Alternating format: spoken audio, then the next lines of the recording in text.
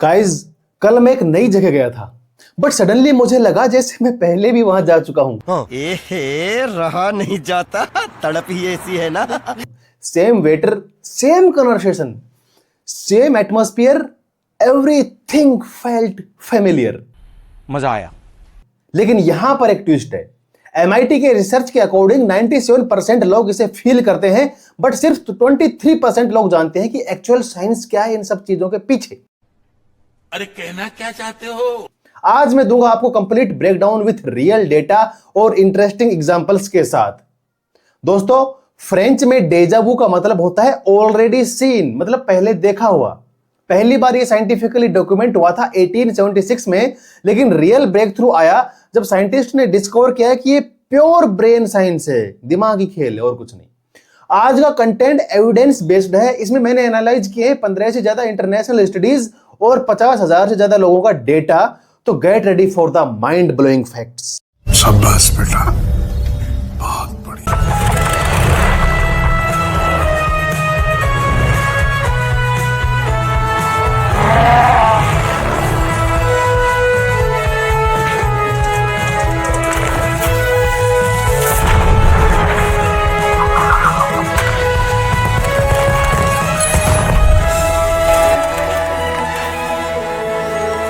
पहले समझते हैं रियल एग्जांपल से। मैं एक पहला एग्जांपल लेता हूं। सपोज दैट आप एक रेस्टोरेंट में गए, कोई रेस्टोरेंट का सीन है, आप नई जगह गए हैं, लेकिन everything felt familiar. Research shows की 68% लोगों का पहला डेजावू एक्सपीरियंस पब्लिक प्लेसेस में ही होता है। ऐसे तो नहीं होता है। फिर लेते हैं एग्जांपल नंबर 2। दोस्तों के साथ कन्वर्सेशन कर रहे हो सपोज दैट आप, तो उसमें exact same word, same expression और इंटरेस्टिंग फैक्ट ये कि 15 से 25 एज ग्रुप में ये 87% तक एक्सपीरियंस करते हैं, सबसे ज्यादा। अब बात यह है कि यंग एडल्ट्स में ज्यादा क्यों? क्योंकि ब्रेन अभी भी डेवलपिंग होता है, मेमोरी कंसोलिडेशन प्रोसेस स्टेबल नहीं है। अब समझते हैं एग्जैक्ट साइंस। आपका ब्रेन इंफॉर्मेशन को प्रोसेस करने में एक्चुअली माइक्रो सेकेंड्स का डिले कर देता है। नॉर्मली प्रोसेसिंग टाइम होता है 13 से 20 मिलीसेकंड, बट डेजावू में ये 100 से 300 मिलीसेकंड हो जाता है। देखा आपने लापरवाही का नतीजा है। fMRI स्कैन रिवील करते हैं कि हिप्पोकैम्पस एक्टिविटी 34% इंक्रीज हो जाती है, फ्रंटल कॉर्टेक्स एक्टिविटी 28% डिक्रीज हो जाती है, और ये मिस कम्युनिकेशन हिप्पोकैम्पस और नियोकॉर्टेक्स के बीच होता है। अब एक रियल एग्जांपल लेते हैं कि इमेजिन करो कि आपका फोन लैग हो रहा है। कई बार होता है ना, फोन हैंग हो जाता है, लैग हो जाता है, डेटा प्रोसेस हो गया बट डिस्प्ले में टाइम लग रहा है। Same thing happens in our brain actually. Duke university के डॉक्टर एलन ब्राउन ने प्रूव किया है कि ये प्योर न्यूरोलॉजिकल फिनोमिना है। अब इसके फैक्ट की बात करें तो फैक्ट नंबर 1, फ्रीक्वेंसी ब्रेकडाउन। अगर मंथली 31% पॉपुलेशन में ये होता ही है, वीकली अगर देखें तो 18% पॉपुलेशन में ऐसा होता है, और डेली देखें तो 6% लोगों में ऐसा होता है, लेकिन मल्टीपल डेली 2% लोगों में होता है और उनको मेडिकल अटेंशन बहुत जरूरी हो जाता है।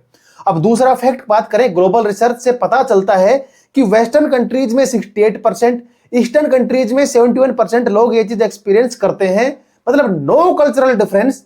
ये डिबंक करता है स्पिरिचुअल थ्योरीज को, इसके पीछे कई प्रकार की माइथोलॉजिकल स्पिरिचुअल थ्योरीज दी जाती हैं, उन सबको ये खारिज करता है। और फिर अगर पर्सनैलिटी वाइज कनेक्शन देखें तो क्रिएटिव इंडिविजुअल्स में 2.3 टाइम्स, लगभग 2.5 गुना टाइम ज्यादा होता है, क्योंकि उनका ब्रेन प्रोसेस इंफॉर्मेशन करता है एक डिफरेंट तरीके से। क्रिएटिव लोगों में डिफरेंट होता है।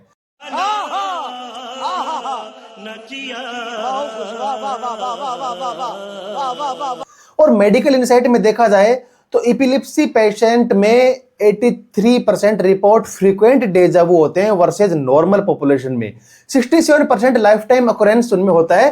तो ये प्रूव करता है कि क्लियर न्यूरोलॉजिकल बेस है इसका और कुछ नहीं है।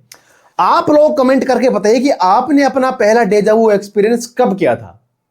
ठीक है, अब हम कुछ बस्ट करते हैं सम मिथ्स विथ एविडेंस। इसके कुछ जैसे कि मैं बता रहा हूं मिथ भी हैं। सबसे पहला मिथ है कि पास्ट लाइफ मेमोरी है।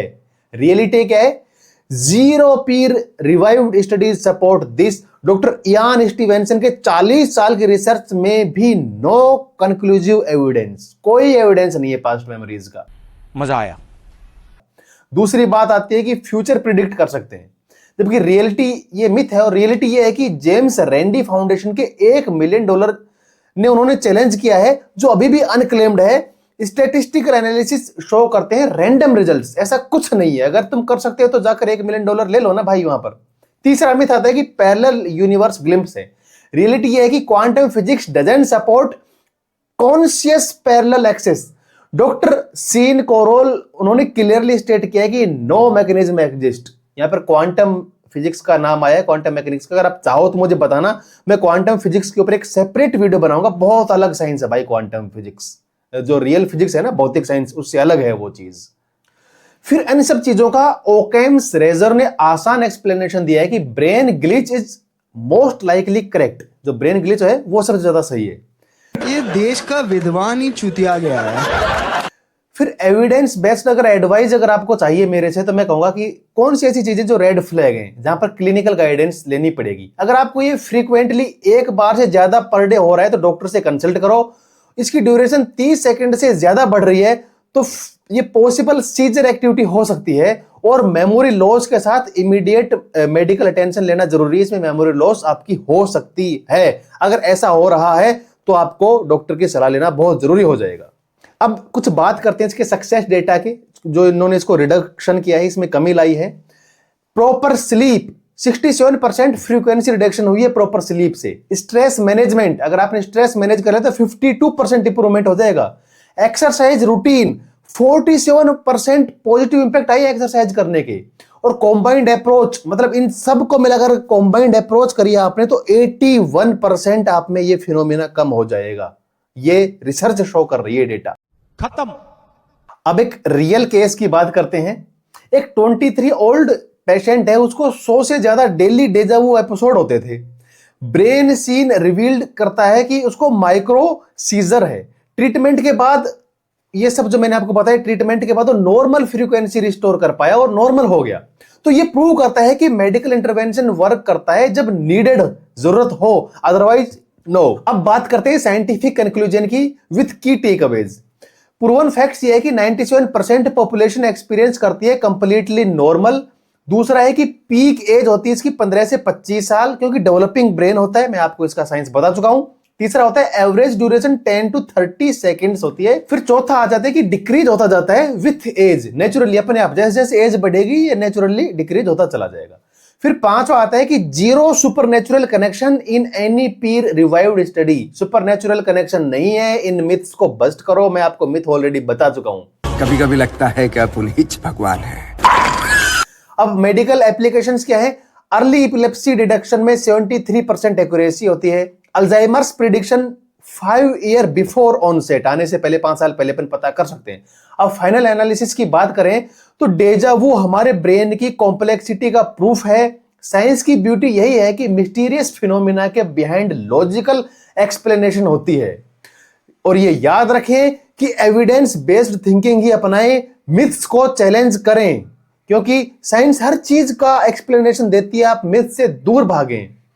और आपको साइंस और एक्सपेरिमेंट का परफेक्ट मिक्स अगर आज के वीडियो में पसंद आया हो तो कमेंट में शेयर करें अपनी राय, और आपका एग्जैक्ट डेजावू फ्रीक्वेंसी अगर आपको हो रही है तो कितनी बार हो रही है।